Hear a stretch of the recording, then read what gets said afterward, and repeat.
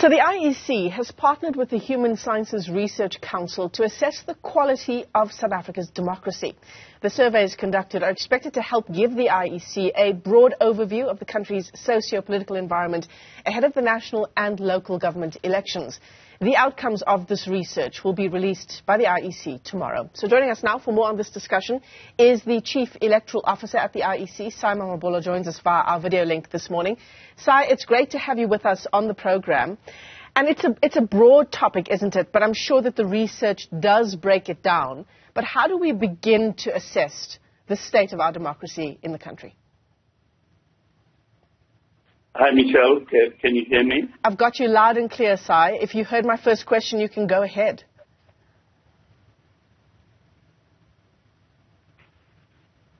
Hi, Michelle.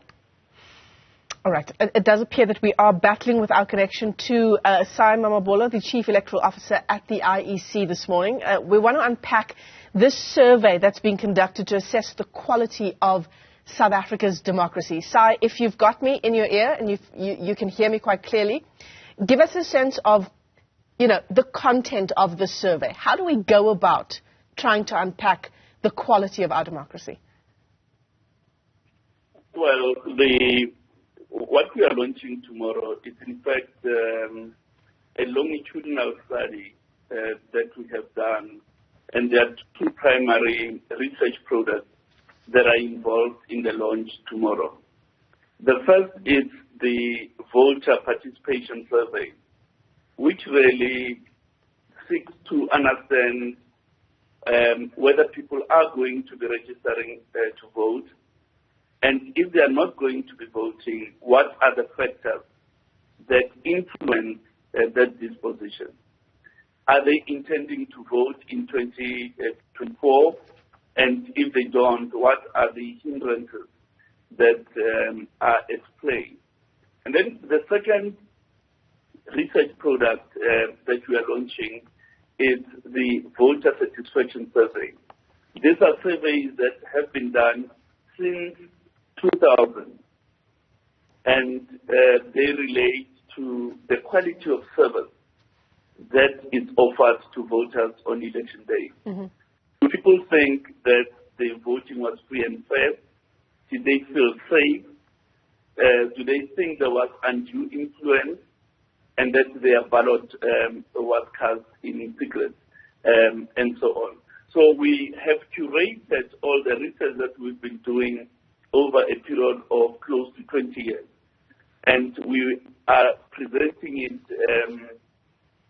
as the trend to see what is the pulse of our electoral democratic system. Are the outcomes of this survey sort of primarily to help the IEC with the work that it does on election day? Partly, yes. Mm-hmm. It's intended, firstly, to help us understand what are the people's perceptions about the state of electoral democracy in the country. And there are several factors that we look at in that regard.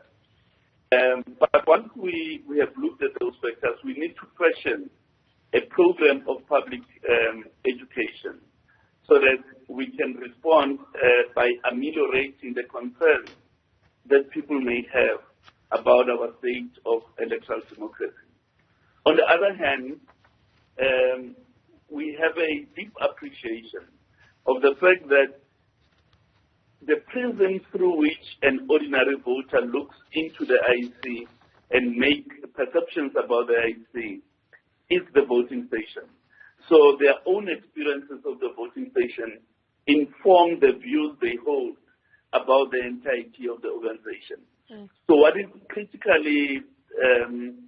critical for us to manage is the quality of staff that we have at the voting station, whether they are sufficiently trained, they are well-versed with the law, they are well-versed with the election procedures. Secondly, is their customer-centric nature.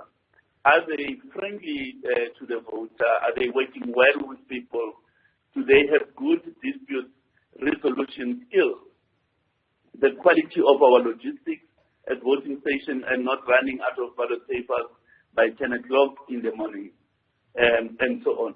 So this perception survey help us to make interventions that are necessary to ameliorate areas of weakness in the voting system. Yeah, and it's quite a broad sort of sense that will be given in that seminar tomorrow. Mamabolo, let me thank you for your time this morning, the Chief Electoral Officer at the IEC. In fact, that seminar tomorrow will share the findings of long-term trends and patterns, and it'll be looking at all kinds of data gathered from the IEC's series of election-related surveys that have happened since 2009. So certainly one to look out for.